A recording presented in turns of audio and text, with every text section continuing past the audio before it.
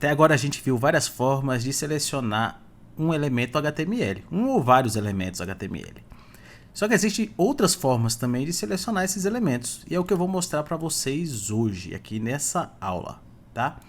Vou abrir meu index aqui, né, que é a nosso último código que a gente desenvolveu da aula anterior. Eu vou copiar aqui uns 2 parágrafos a mais aqui, só para deixar mais texto e a gente entender um pouco como é que vai funcionar. Ó. Atualizar aqui, então tá duplicado aqui bonitinho, né? O que eu vou fazer? Aqui no meu CSS, percebe que a gente usou muito ID, né? Que é usando aqui a nossa hashtag, aqui, nossa tralha, nosso jogo da velha. Tudo que tiver jogo da velha, a gente sabe que representa um ID aqui no meu documento HTML, né? Até aí tudo bem. Existe essa forma aqui também. Vou dar um zoom aqui para a gente enxergar melhor. Existe essa forma aqui também, que é só selecionar o próprio elemento HTML, né? Só escrever o elemento HTML e ele já mostra para mim, né? Já estiliza para mim, né? Por exemplo, aqui A, todos os As vão ser estilizados dessa forma aqui. Existe também outras formas, que é usando classes. Como assim? A gente aprendeu aqui sobre os elementos HTML e os seus atributos, né? Então aqui a gente tem um ID. Só que a gente tem classes também, a gente pode trabalhar com classes. E como é que é a sintaxe dessas classes, né? Como é que eu posso adicionar aqui no meu HTML? Class, né? Que a gente está trabalhando numa linguagem em inglês, né? Então class. E aqui dentro das minhas aspas eu vou falar qual é aquela classe lá. Então eu posso colocar aqui atenção, por exemplo. Posso colocar o que eu quiser, né? Seguindo aquele padrão, sem espaços, apenas palavras normais, traço ou underline eu posso utilizar também, né? Então, atenção. Essa daqui vai ser o nome da minha classe. Eu vou adicionar essa classe atenção aqui e class atenção aqui também. Perceba aqui que aqui é diferente do ID. A class ela pode se repetir em vários elementos HTML no mesmo documento sem problema nenhum. Já o ID não, o ID ele é único, né? Único para aquele documento. Então, se eu estiver aqui no meu index aqui, eu só posso ter um ID especificando aqui um elemento HTML, tá? A classe não, a classe eu posso colocar tanto uma classe ou várias classes, né? Posso colocar atenção, colocar aqui uma cor vermelha, enfim, qualquer classe que eu quiser criar lá no meu CSS eu posso adicionar aqui. E essas classes elas são separadas por espaço, né? Então aqui é uma classe, espaço, aqui é outra classe, ela não tem uma vírgula aqui nem nada não, é só espaço mesmo que representa várias classes. Então tá, beleza, eu vou adicionar esse atenção aqui, que está nesses dois elementos aqui, tem essa cor vermelha aqui. Venho aqui no meu CSS e no meu CSS, para eu chamar uma classe, eu uso ponto. Então, ponto e o nome da minha classe, no caso, atenção. Tá? Mesma coisa que a gente fez com a ID aqui dos nossos elementos HTML, né? Quando a gente usa um ID. É o jogo da velha aqui e acompanhado do nome do ID. Aqui é o ponto acompanhado do nome da nossa classe. Então, atenção. Esse atenção, ele vai ter um font, weight, bold, ou seja, eu quero que todo mundo que tenha essa classe, ela tenha um peso maior na fonte. Então, eu vou salvar esse camarada aqui, salvar o meu CSS e vou atualizar minha página. Vamos ver o que vai acontecer. Ó, percebe aqui que todos os elementos que tem esse atenção na minha classe, na verdade todos esses elementos que tem a classe atenção, eles têm esse comportamento de uma cor de negrito, né, nas palavras. E eu posso adicionar ele, ó, vou adicionar nesse parágrafo daqui de baixo. Então venho aqui, class novamente e atenção. Salvei, atualizei. Beleza, agora percebe que os três aqui tem esse comportamento diferenciado aqui dos outros, né? E só que a gente criou um outro aqui também, que é esse da cor vermelha. E eu vou criar uma classe aqui também, chamada ponto cor vermelha, que o color do meu texto vai ser red, né? Que é a nossa cor vermelha. Eu posso usar tanto uma variável assim, né? Red, ou eu posso... Só que quando a gente usa uma variável, a gente está limitado àquela variável que o browser vai nos dar, né? Não é uma... Por exemplo, eu posso ter um browser que ele tem um red né? Um vermelho um pouco mais diferente, um pouco mais escuro, um pouco mais claro. Então, eu posso usar essas variáveis. Mas se eu quiser deixar de fato uma cor que eu realmente quero, falar, não, eu quero exatamente essa cor aqui. Aí eu uso nossa hexadecimal, que é nosso hex, né? Então, sei lá, 069 eu sei que é um azul, né? Então aqui eu posso vir aqui na minha própria ideia que me ajuda, como a gente já viu em outras aulas, né? Mas é bom a gente repassar.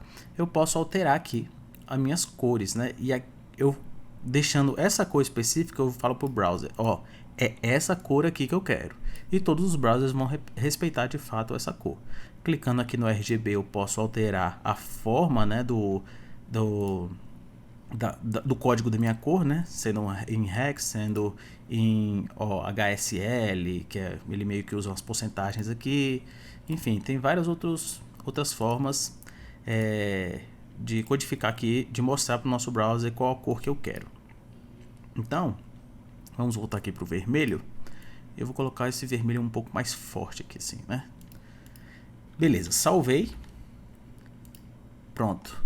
Perceba aqui que o meu vermelho, ele tá apenas nesse, porque eu só adicionei classe cor vermelha para este camarada aqui.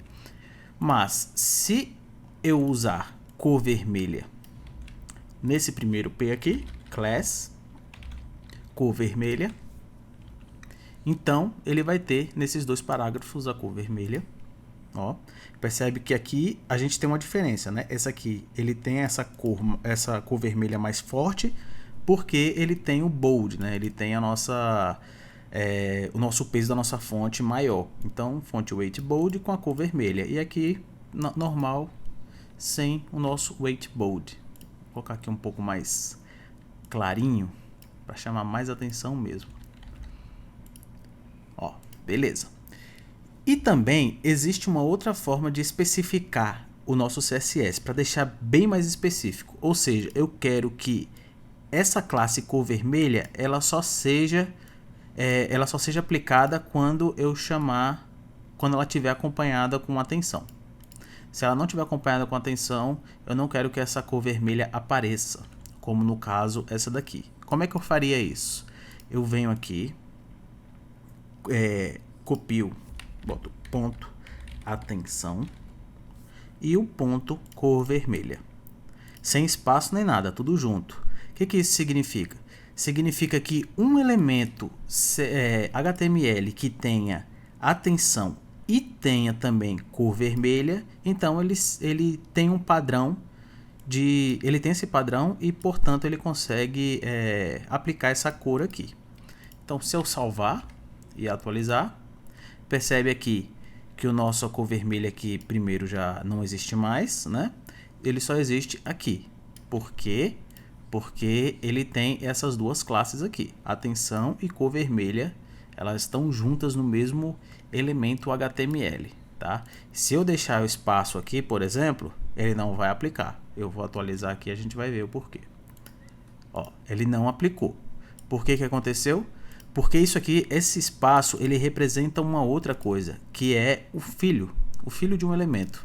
Ou seja, se for atenção e se o filho tiver uma classe cor vermelha, então beleza, ele entra nesse padrão.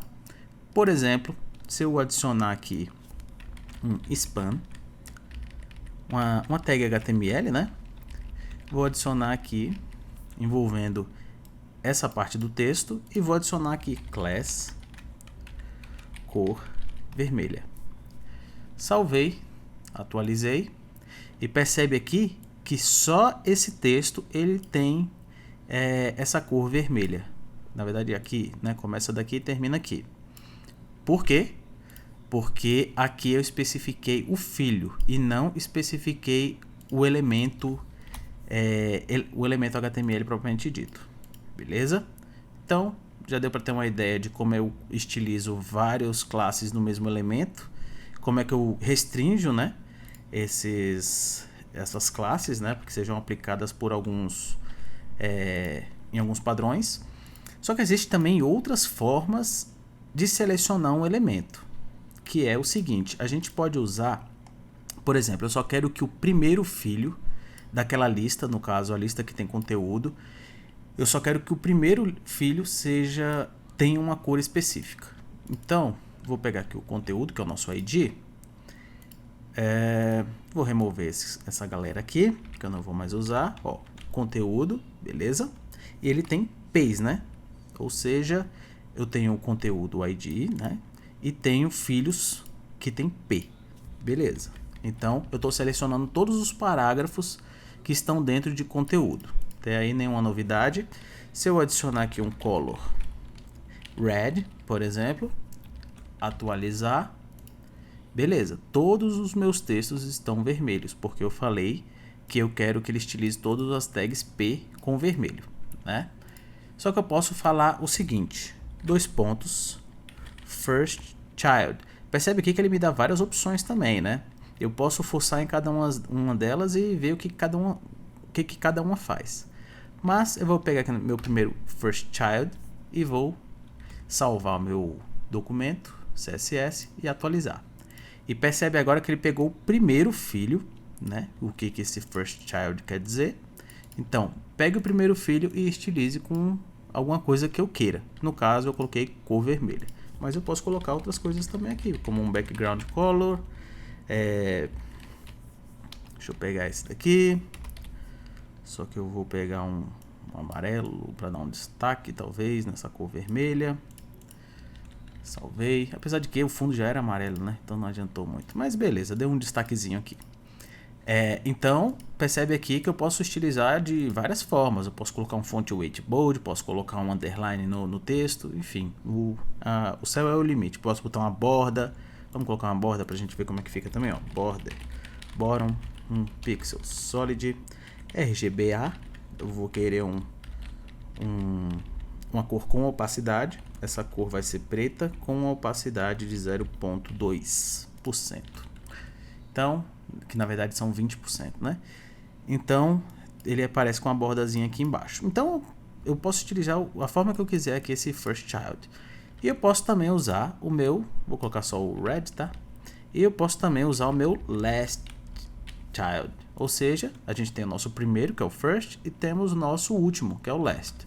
Então, atualizei aqui e percebe, ó, que só o último agora recebeu aquele estilo, né?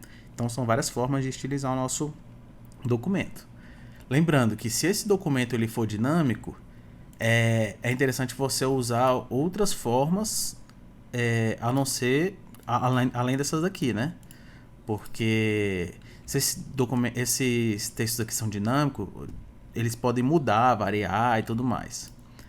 Então fica a dica aí para você que está fazendo um site tipo em WordPress, alguma coisa assim que venha de um banco de dados ou alguma coisa mais robusta.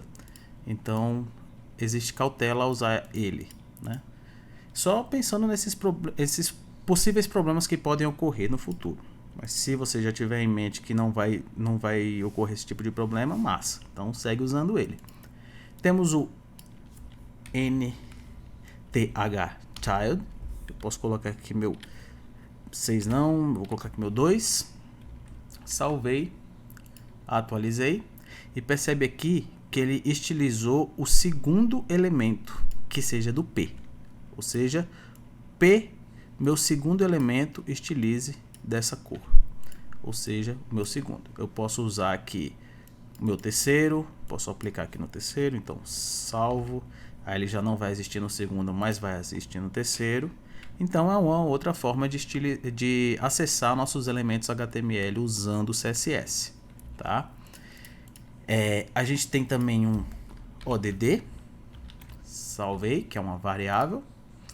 O que esse ODD faz, né? Ele vira aquele padrão zebra, né? Que a gente usa muito nas tabelas, onde eu tenho uma tabela que é cor sim, cor não, cor sim, cor não, justamente para facilitar a visualização e a gente não se perder, né, naquela quantidade enorme de linhas que existe numa tabela. Então, dessa forma aqui, ó, a gente consegue criar esse efeito zebra. Isso aqui é uma variável do que o próprio CSS disponibiliza. Tem o ODD, que ele começa com sim, com não, e tem o nosso even, se eu não me engano, não é? Deixa eu ver aqui. Isso. O even, ele é diferente. Ele começa com não e depois com sim. Não, sim, não, sim. Beleza? Então esse é um vídeo basicamente para a gente entender um pouco desses seletores, conseguir brincar um pouco mais com eles. No dia que a gente for trabalhar com JavaScript, a gente vai usar bastante também esses seletores, tá? Esses seletores eles não são usados apenas em CSS, mas também são usados no próprio JavaScript, né? Onde você quiser fazer uma página mais robusta, fazer uma página assim com mais inteligência, então a gente vai usar JavaScript não nesse curso, né? Esse curso é um curso mais básico, já para a gente aprender um pouco dos conceitos e aprender a criar uma página de fato, sem precisar usar o JavaScript. E é isso. Nos vemos na próxima aula.